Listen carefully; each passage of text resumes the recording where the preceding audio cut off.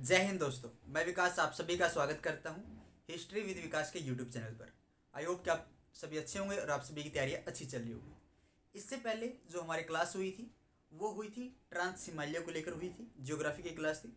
आज जो हमारी क्लास होगी वो क्लास होगी वृद्ध हिमालय को लेकर। उसी क्लास को हम आगे बढ़ाएंगे, वृद्ध हिमालय से शुरू करते हैं। देखिए, वृद्ध हिमालय क्या है? वृद्ध हिमालय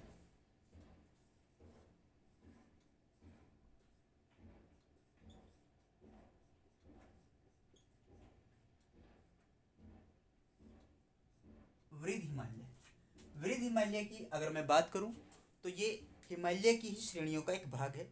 वृद्ध हिमालय, इसके उपनाम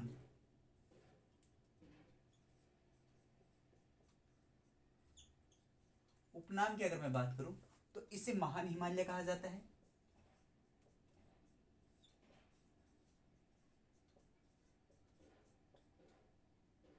सर्वोच्च हिमालय,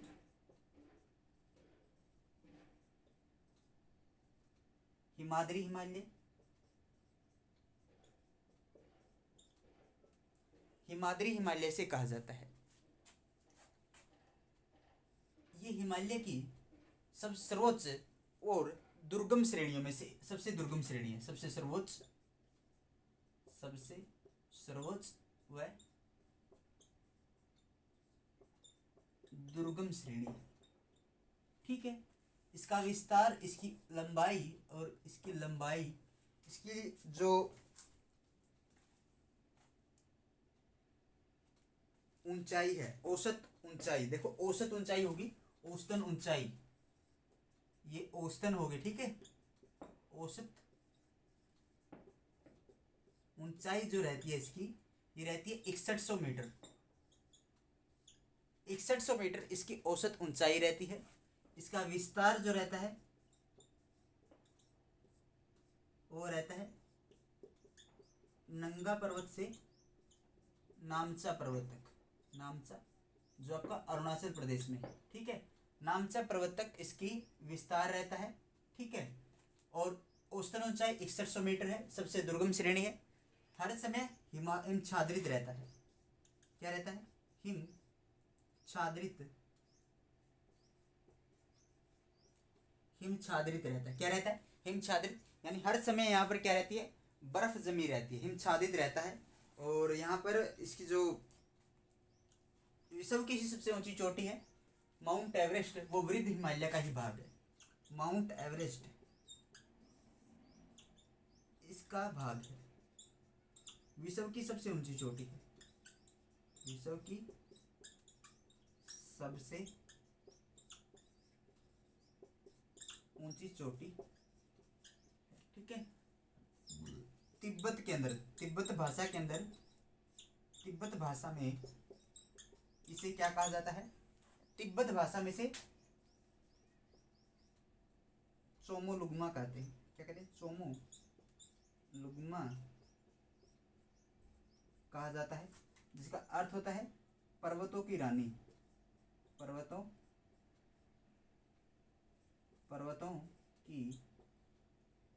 पर्वतों की रानी, जिसका अर्थ होता है, क्या अर्थ होता है इसका? इसका अर्थ होता है पर्वतों की रानी, इसका अर्थ होता है, ठीक है। और इसे सागरमाथा भी कहा जाता है भाई। क्या कहा जाता है? सागरमाथा भी इसे कहा जाता है। और इसे पृथ्वी का तीसरा ध्रुव भी कहा जाता है। जब हम माउंट एवरेस्ट को पढ़ेंगे तब आपको मैं इसको जो ब्रीफली है मैं इसको आपको बता दूंगा बिल्कुल अच्छे से इसके बारे में। अभी सिर्फ आप जो हमने भौगोलिक परिचय जो शुरू किया है भारत का, अब हम सिर्फ उसको पढ़ रहे हैं, तो उसको ही लेकर हम चल रहे हैं। तो ये क्या था? ये वृद्ध हिमालय उत्तर भारत के पर्वतीय भागों का एक हिस्सा है, जिसके अंदर हमने डिवाइड किया था, तो उसका ये हिस्सा रहेगा एक। तो उसको हमने शुरू किया था, उसको हमने पढ़ना शुरू किया है। तो वृद्ध हिमालय के अंदर में क्या मिलते हैं? हिमनद मिलते हैं भाई। आप इसका स्क्रीनशॉट ले लीजिए, उसके बाद इसको इरेज करेंगे और हिमनद की चर्चा करेंगे। तो इसके अंदर में क्या मिलते हैं? हिमनद हिमे पाए जाते हैं भाई। क्या पाए जाते हैं? हिमनद पाए जाते हैं।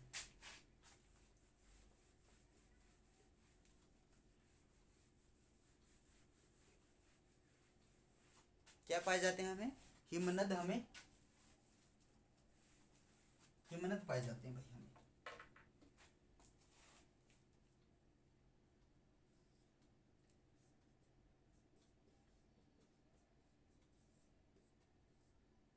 हिमनद जो औसत लंबाई होती है वो 3 से लेकर 5 किलोमीटर होती है। हिमनद की अगर मैं बात करूं, सिक्किम के अंदर,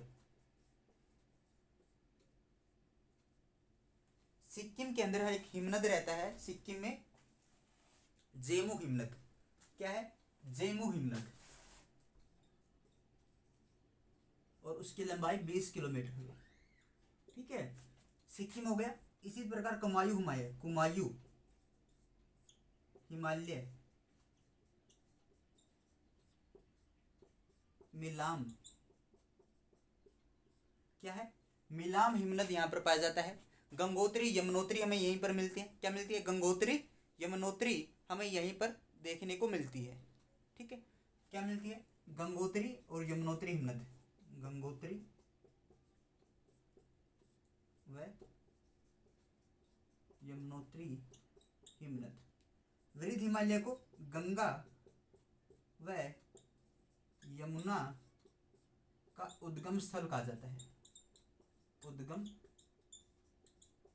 स्थल इसे कहा जाता है। क्या कहा जाता है? गंगा व यमुना का उद्गम स्थल कहा जाता है। और यहाँ पर हमें दर्रे मिलते हैं भाई। दर्रों का जो चैप्टर आएगा आपको करवा देंगे, लेकिन प्रमुख दर्रे आप देख लीजिए। कश्मीर में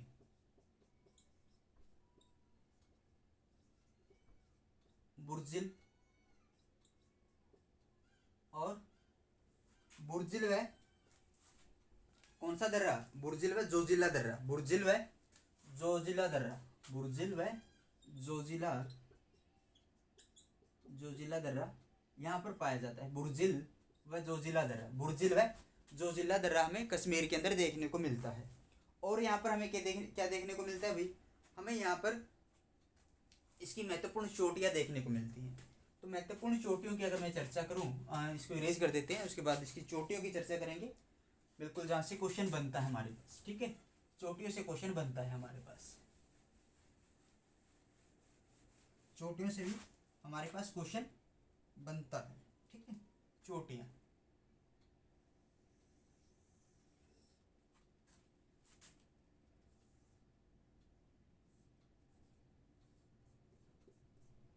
नंगा पर्वत पाकिस्तान में रहेगा आपका। ठीक है, उसके बाद आ जाता है कामेट,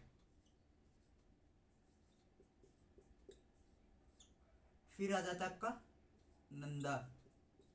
ये दोनों ही भारत में रहते हैं। ठीक है, फिर यहाँ से शुरू हो जाता है आपका नेपाल, और नेपाल में आ जाती है आपकी धौलागिरी।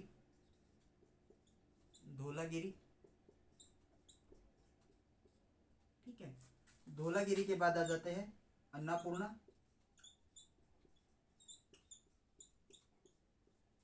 फिर आ जाती है मनसालू,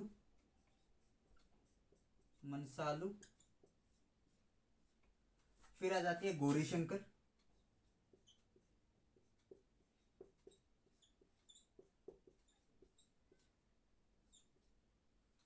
के बाद आती है छुयू, के बाद आ जाता है आपका माउंट एवरेस्ट, के बाद आ जाता है मेकालू के बाद कंचनजंगा,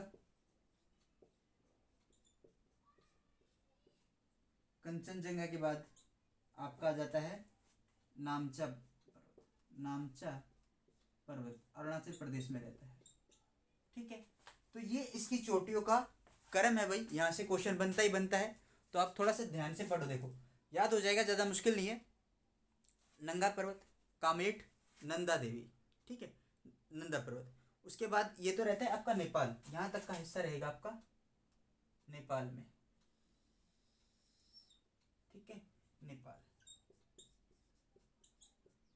कहाँ तक रहता है? ये हिस्सा आपका रहता है, वृद्ध हिमालय की चोटियाँ हैं ये, और ये आपका रहता है नेपाल तक। बिल्कुल, ये कंचनजंगा आधा हिस्सा कंचनजंगा का भारत और आधा हिस्सा नेपाल में रहता है। ठीक है, ये चोटियां हैं भाई। धौलागिरी, अन को हम देखो, धोला गिरी, गिरी को धो लिया, फिर उसका अन्न बनाया कूट कर, फिर इसको अंदर हमने, हमारी मनसा क्या थी, उसको आलू बनाने की मनसा क्या थी, आलू बनाने की, लेकिन गौरी शंकर को खिलाने की। लेकिन गौरी शंकर क्या हुए, छू हो गए, माउंट एवरेस्ट पर चले गए। फिर हमने मेकालू, उसका क्या किया हमने, मेक किया आलू में, क्या किया, मनसा आलू, उसके बाद मेकालू, और कंचनजंगा, कंचनजंगा नामचा पर्वत। ये चीज़ें आपको याद हो जाएगी, 2-3 बार आप रिपीट करोगे मेरे साथ तो याद हो जाएगी। देखिए, नंगा पर्वत, कामेट, नंदा, धौलागिरी, अन्नपूर्णा, गौरी शंकर, मनसालू, गौरी शंकर, और क्या रहता है, हाँ छुयू, ठीक है, छुयू, छुयू के बाद माउंट एवरेस्ट, माउंट एवरेस्ट के बाद मेकालू, मेकालू के बाद कंचनजंगा, कंचनजंगा के बाद नामचा पर्वत। ठीक है, तो नंगा, कामेट, नंदा, धौलागिरी, अन्नपूर्णा, मनसालू, गौरीशंकर, छुयू, माउंट एवरेस्ट, मेकालू, कंचनजंगा, नामचा पर्वत। ये नामचा पर्वत, ठीक है, पर्वत ये आपका रहेगा, इसकी चोटियाँ। कामेट जो है, कामेट के पश्चिम में, कामेट के पश्चिम में आपको क्या मिलता है, बंदरपूछ की ग्लेशियर मिलता है, बंदरपूछ,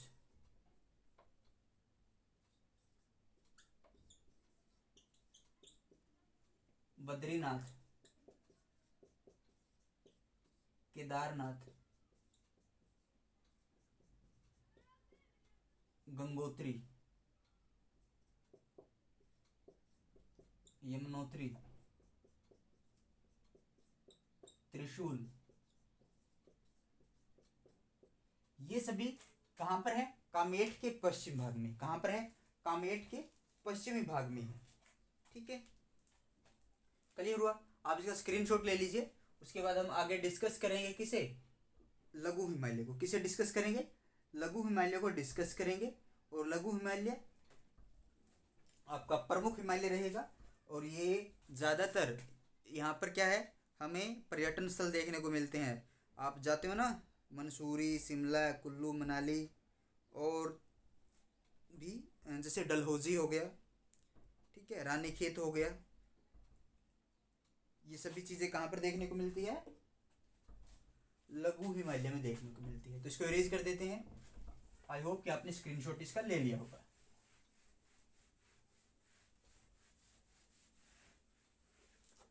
लघु हिमालय क्या क्या आ जाता है, लघु हिमालय हमारा आ जाता है।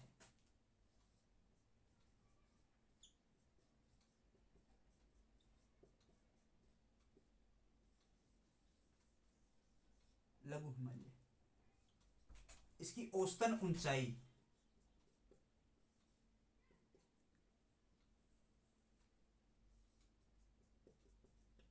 औसत ऊंचाई जो रहती है वो 1800 से लेकर 3000 मीटर तक की रहती है। ठीक है, लंबाई कितनी है इसकी, 80 से लेकर 100 किलोमीटर तक ही फैला हुआ है। ठीक है, लघु हिमालय इसे कहा जाता है। और इसके अंदर आपको क्या देखने को मिलता है, जो इसका जो इसके अंदर पाए जाने वाले पर्यटन स्थल हैं उनकी हम चर्चा कर लेते हैं। इसके अंदर पर्यटन स्थल, पर्यटन स्थल, पर्यटन के लिए फेमस है। पर्यटन स्थल इसमें कौन कौन से हैं, इसमें पर्यटन स्थल में आ जाता है आपका लिए मंसूरी, उसके बाद नैनीताल, रानीखेत, रानीखेत जो मुर्गियों के अंदर आई हुई बीमारी थी वो यहीं से शुरू हुई थी, रानीखेत से ही। ठीक है, उसके बाद आता था डलहौजी, शिमला, कुल्लू व मनाली। ठीक है, ये क्या है, ये यहाँ के पर्यटन स्थलों में से प्रमुख पर्यटन स्थल हैं। यहाँ पर जो इस पीर पंजाल की जो श्रेणी है इसका जो पश्चिमी विस्तार है यहाँ पर है। ठीक है, और पीर पंजाल व बनिहाल दर्रा यहाँ पर क्या है, यहाँ पर मिलते हैं भाई, क्या मिलते हैं हमें यहाँ पर, पीर पंजाल व बनिहाल दर्रा, पीर पंजाल व बनिहाल दर्रे हमें यहाँ पर देखने को मिलते हैं। जो आपका बनिहाल दर्रा है बनिहाल दर्रे से होकर जम्मू कश्मीर जाया जाता है। बनिहाल दर्रे से होकर कहाँ पर जाया जाता है? जम्मू कश्मीर जाया जाता है। बनिहाल दर्रे से होते हुए कहाँ पर जाते हैं हम? जम्मू कश्मीर जाते हैं। बनिहाल दर्रे से होते हुए कहाँ पर जाते हैं? जम्मू कश्मीर जाते हैं। पीर पंजाल व बनिहाल दर्रा, पीर पंजाल दर्रा व बनिहाल दर्रा कहाँ पर मिलता है हमें? लघु हिमालय के अंदर देखने को मिलता है। बनिहाल दर्रे से होते हुए कहाँ पर जाते हो? जम्मू कश्मीर जाते हो। बनिहाल दर्रे से होते हुए कहाँ पर जाते हो? जम्मू कश्मीर जाते हो। हमें यहाँ पर क्या मिलते हैं? पर्यटक स्थल मिलते हैं, जैसे मंसूरी हो गया, नैनीताल हो गया, रानीखेत हो गया, और डलहौजी हो गया, कुल्लू हो गया, मनाली हो गया, शिमला हो गया। ये सारे यहाँ पर क्या हैं? यहाँ पर पाए जाने वाले प्रमुख पर्यटक स्थल हैं। अब यहाँ पर हमें क्या मिलते हैं? जैसे ये पहाड़ हो गए, तो इन पहाड़ों पर क्या है? मान लीजिए कोई पहाड़ हो गए, ठीक है, ये कोई पहाड़ हो गया, और इसके पहाड़ के ऊपर ढाल पर घास के मैदान हो गए। क्या हो गए? घास के मैदान। तो इन घास के मैदानों को क्या कहा जाता है? इन्हें मर्ग कहा जाता है। क्या कहा जाता है? मर्ग इसे कहते हैं, ठीक है। तो घास के मैदानों में जो लघु हिमालय के अंदर जो घास के मैदान है, जो ढालों के ऊपर बनते हैं, उन्हें क्या कहते हैं? उन्हें मर्ग कहते हैं। और सोहनमर्ग और गुलमर्ग इसके प्रमुख भाग हैं। क्या कुछ है यहाँ पर? यहाँ पर आपको सोनमर्ग और गुलमर्ग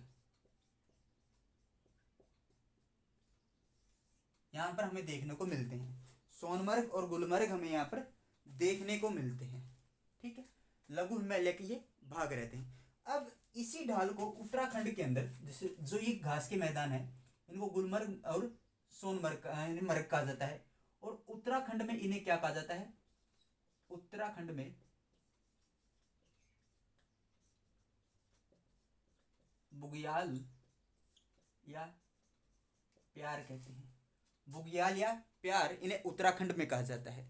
यहाँ पर हमें प्रमुख घाटियां हैं। यहाँ पर क्या है? यहाँ पर घाटियां मिलती हैं, ठीक है। घाटियां कश्मीर घाटी, कुल्लू घाटी, और कांगड़ा घाटी, और काठमांडू घाटी। यहाँ पर कौन कौन सी घाटियां हमें देखने को मिलती है?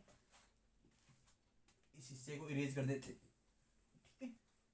और स्क्रीनशॉट लेना होगा तो वीडियो को बैक करके स्क्रीनशॉट ले लेना। यहाँ पर घाटियां कौन कौन सी हैं?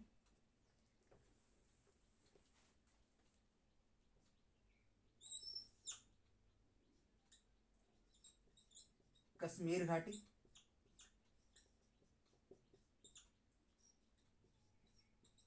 कुल्लू घाटी,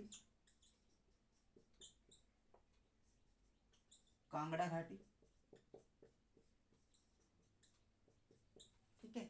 कुल्लू घाटी, कांगड़ा घाटी, और काठमांडू घाटी, और काठमांडू घाटी।